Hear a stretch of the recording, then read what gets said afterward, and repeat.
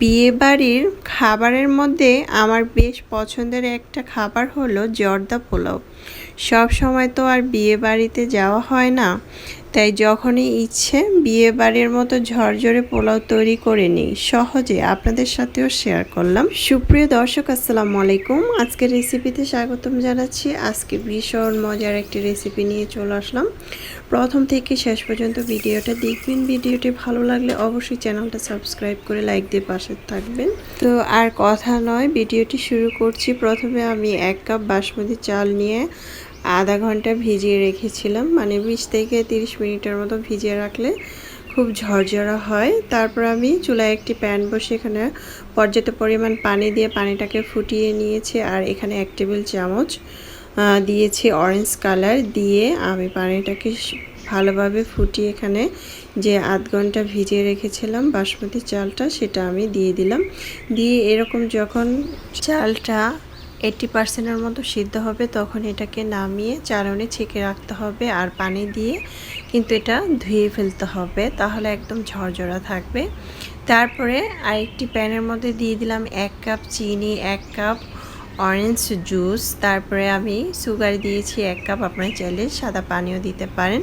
তারপর আমি এখানে ঘি দিয়েছি প্রায় আধা কাপের মতো। ঘিটা যত দিবেন তত ভালো লাগবে। তারপরে আমি এখানে কিছু মশলা দিয়েছি, গরম মশলা, এলাচ, তেজপাতা দিয়ে আমি এটাকে বলক এনে নিলাম। তারপরে আমি এখানে মালটার খোসা দিয়েছি। মালটার খোসাটা দিলে খুব সুন্দর ফ্লেভার আসে আর খেতে কিন্তু ভালো লাগে, কালারটাও খুব সুন্দর আসে। সামান্য লবণ দিয়ে আমি অনবরত নেড়ে চেড়ে এটাকে বলক এনে নিলাম। আর অনেকটা গাঢ় হয়ে যাবে যখন জাল করা হবে, তখন আমি দিয়ে দিব যে চালটা সিদ্ধ করে নিয়েছি 80%-এর মতো, সেটা দিয়ে দিলাম। দেখতে পাচ্ছেন কতটা ঝরঝরা।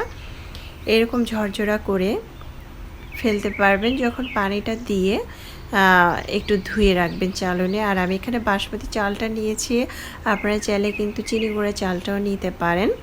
তারপরে কিছু বাদাম কুচি দিয়ে দিচ্ছি, দেখতে পাচ্ছেন বাদাম কুচি, যে কোনো বাদাম কুচি এখানে দিতে পারেন। দিয়ে আমি আবারও নেড়ে চেড়ে মিক্স করে নিচ্ছি। আর একটু ভিজা ভিজা দেখছেন, এটা কিন্তু একদম আমি শুকিয়ে ফেলবো চুলার আঁচ কমিয়ে দিয়ে। এটা কিন্তু ভেঙেও যাবে না, যত শুকাবেন তত কিন্তু এটা শক্ত হবে, একদম ঝরঝরা হবে। দেখতে পাচ্ছেন আমার একটা চালও কিন্তু ভেঙে যায়নি, দেখতে পাচ্ছেন। একটু দেখতে পাচ্ছেন আমি কিন্তু এই পর্যায়ে চুলার আঁচটা বাড়িয়ে দিয়ে এটাকে একদম শুকিয়ে নিয়েছি। দেখতে পাচ্ছেন কতটা ঝরঝরা হয়েছে। এটা খেতে অনেক মজাদার হয়েছে, চাইলে কিন্তু এভাবে ট্রাই করতে পারেন, বাসার সবাই অনেক প্রশংসা করবে। এখন আমি একটি বাটিতে পরিবেশন করে নিব। মাশাআল্লাহ, দেখতে যেমন সুন্দর হয়েছে, খেতে তার থেকে বেশি মজাদার হবে। বাসায় যদি আপনারা তৈরি করেন, অবশ্যই প্রথম থেকে শেষ পর্যন্ত ভিডিওটা দেখবেন, তাহলে বাসায় তৈরি করবেন, তাহলে পারফেক্ট আপনার রান্নাটা হবে সব থেকে পারফেক্ট। দেখতে পাচ্ছেন আমি খুব সুন্দরভাবে এটাকে পরিবেশন করে নিয়েছি, কতটা ঝরঝরা হয়েছে দেখতে পেয়েছেন। আর এটা খেতেও অনেক মজাদার হয়েছিল। এখন আমি এটাকে একটু সাজিয়ে নিয়েছি। আশা করছি আমার আজকের রেসিপিটি আপনাদের ভালো লেগেছে। ভালো লাগলে অবশ্যই চ্যানেলটা সাবস্ক্রাইব করে লাইক দিয়ে পাশে থাকবেন। দর্শক, বেশি বেশি ভালো থাকবেন, খাবার কখনো অপচয় করবেন না। আমরা চাইলে এক এক দিন এক এক রকম করে কিন্তু তৈরি করতে পারি। আমরা কিন্তু নামি দামি রেস্টুরেন্ট থেকে এই ধরনের খাবারগুলো খেয়ে থাকি, অনেক সময় কিনে এনে খেয়ে থাকি। আমরা কিন্তু বাসায় ঝটপট তৈরি করতে পারি, চাইলে কিন্তু এভাবে ট্রাই করতে পারেন। আর কেমন হয়েছে আজকের আমার রেসিপিটা অবশ্যই কমেন্টসে জানাবেন। আমি তো খেতে খেতে চলে যাচ্ছি। আল্লাহ হাফেজ, এনজয়।